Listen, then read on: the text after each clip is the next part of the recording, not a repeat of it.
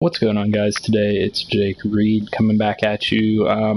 Actually managed to get some internet connection. I hope that this video is going to broadcast in a good quality.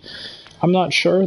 I tested my internet speed. It said it was 2.6 megabytes upload speed, I believe, but it's normally better than that. So we'll see what this finished product turns out as. But let's get into what we're actually talking about today. So today we're talking about the morale system in MLB The Show 19 and why it matters to you. So whenever you hop into a franchise mode here, one of the first things you see is the Manage tab. And right under the roster, which is literally the most important tab in the entire franchise mode, is morale. So you'd think that being that it's right here displayed prominently at the front, that it would matter quite a bit. And a lot of people tend to overlook this. They don't pay attention to it at all, and they neglect it.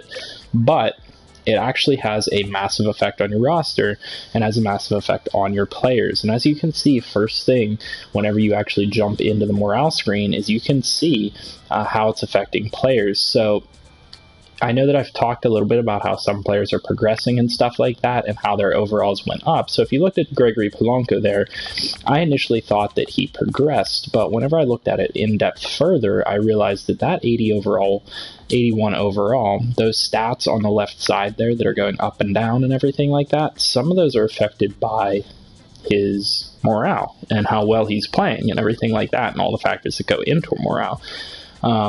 So I don't know that he has necessarily progressed to this point. He is naturally a 77, which I still think is higher than where he started, but a lot of that overall increase is due to his morale. And some of the important things that I'm going to break down for you today are really affecting some of these players and making them higher overalls. And you're going to want to pay attention to these things because whenever players get angry, as you can see in the top right corner, they're going to do poorly and they're not going to develop the way that you would expect them to. And we'll be able to show you guys how things play into those and how it all works out. So as you can see, the first one is the overall morale tab, and you get a good summary of that in the top right corner. You get a good summary of players that are ecstatic, players that are happy, players that are satisfied, players that are unhappy, and players that are angry.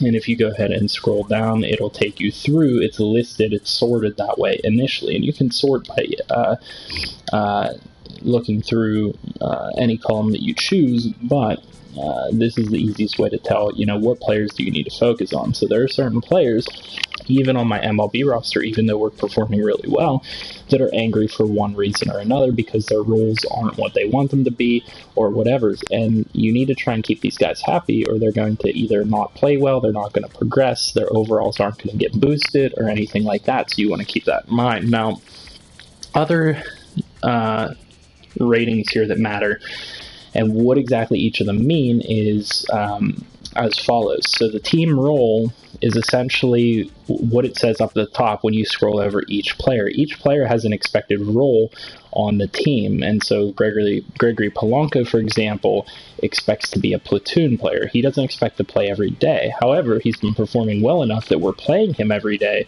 and that's giving him a bonus because we're playing him more than he expected. But if we go down here to Kyle Crick, he's getting the exact role that he expected as a bullpen player, and so he has neutral in that category. But then if you go and look at a guy that is getting less than what his expected role is, like Colin Moran, he expects to be at least in the MLB as a platoon player, but he's down in the minors, so that's giving him a negative effect. And that's a very simple equation there. I think everybody should be able to figure that out. If their role is being met, they'll be neutral. If you're giving them a better role than they expect, like Gregory Polanco, they're going to naturally going to be ecstatic, going to be happy or ecstatic about that. And if you're giving them less of a role than they expect, then they're going to be angry about that. And then likewise, contract is going to be one that's going to be a little bit difficult to work with because you can't sign players all the time. You can only sign them during spring training as far as I know, and later on after the season's over. So you kind of have to deal with whatever their happiness is with their contract. But it's the same formula. If they're expected to make more, or they're expecting to make more than what they are, then that's going to cause a problem and they're going to be unhappy. Even for players that are playing really well, like Joe Musgrove, he's really unhappy about his contract because he's making quite a bit less than what he expects to be making for either his production or what his overall is. And same thing with Trevor Williams. Trevor Williams has been lights out for us, so he expects to be making more, but he's only making $575,000. Then in terms of coaching, I haven't noticed any issues in terms of coaching yet. I think that this just has to do with how well you've hired your staff and whether they're a good staff or not. And I think my staff is very middle of the road, because what I ended up doing, if I go and look at my staff real quick, is I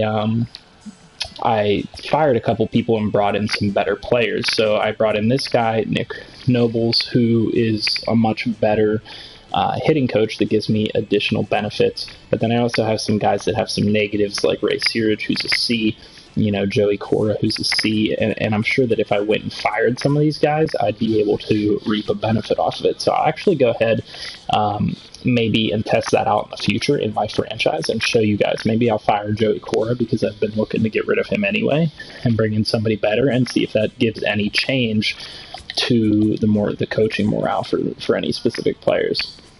Then in terms of region, this is essentially just location. Are they happy with the location they're at? Do they want to be playing where they're at, or anything like that? Now, the interesting thing about that is that it's not evident here where they want to be. So, like Kyle Crick, for example, he wants to be close to home, but he's in Pennsylvania. Well, we don't know where home is. I believe if you go to his player card, you'll be able to see he was born in Texas. So I believe if I were to send him to the Texas Rangers, higher region happiness, or the Houston Astros, and stuff like that. And that doesn't matter to a lot of players. A lot of them don't have regional expectations, but some of them do. So for the most part, you'll see neutrals in this category. But the other thing to note is that I don't believe you can actually go to another team and see what their what their morale is, and that's kind of a problem. So not necessarily a problem, but what I'm saying is that you typically want to,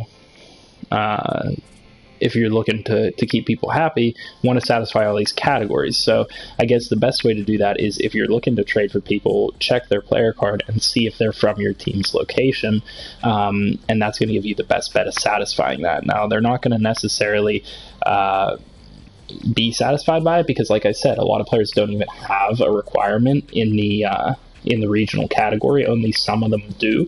So your best bet is just to try to bring in players that are from your region. That way, if they do have a requirement for that, you're going to meet it. And then in terms of the team category, this one gets a lot of people confused. All this is how well your team's doing, and likewise the individual stat is how well the individual is playing. So in terms of team, what this is this is just your overall team's record and how well their standing is in the division. And a lot of I know I've talked about this in my franchise if you guys have been watching it, but a lot of my lower, AAA, AA players were pretty angry with their team performance. Well, what I did was, and what you can do from the main menu of the franchise, is all you have to do is take the right stick, look down in the bottom right hand of the screen where it says the R and then MLB beside it. All you have to do is take the right hand stick, and you can cycle through AA, AAA, and you can play all those games. And so what I did was I played some games for these teams and got them out of the hole that they were in, and then those players became more happy because they were starting to win more. And so that's how you can easily satisfy the team morale stat. And then in terms of individual, obviously that's just going to be completely dependent on how well the individuals are doing. There's not a ton you can do about that other than going and playing those games and trying to do specifically well with specific players, and that's tough to do. But that's what this column means. And then the injury one obviously is just simply injury. If somebody's injured, they're going to be unhappy. Right now I don't have any injuries, so everybody's pretty happy, and that's pretty much how these things break down. But the next thing to note in terms of these things is essentially what determines the overall morale. Like, how does this equation work out? Well, the equation works out simply by an average of all of these, I believe. I don't know if they're weighted in any particular way, But if you end up with more ecstatics than anything, these players are obviously going to end up being ecstatic.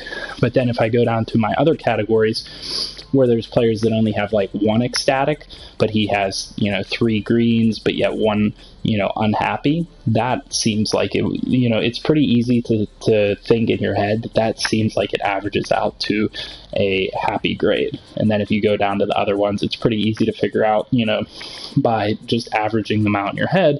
Like Trevor Williams obviously averages out because he does have good ones, but he has a really bad negative one, another negative one, and a neutral. So that pretty much averages out.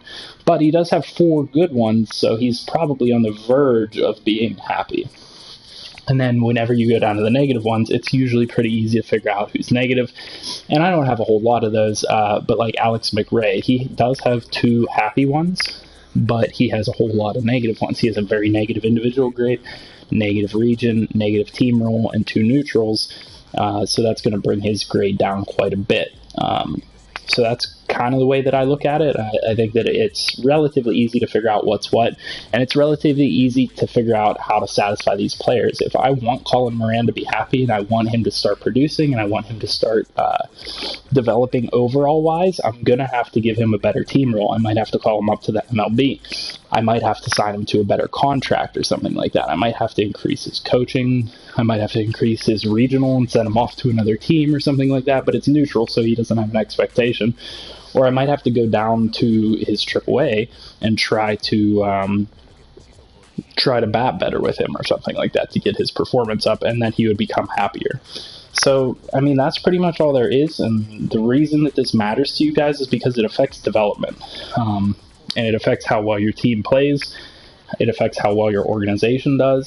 And essentially, you want as many players to be happy as possible, because then they'll progress faster, they'll play better, and you're not going to have guys asking to be traded from the team. Whenever everybody's happy, they're going to be content. They're going to be having these overall boosts like Gregory Polanco. He has a 4+ overall boost just from his confidence alone. So you guys definitely want to keep this in mind.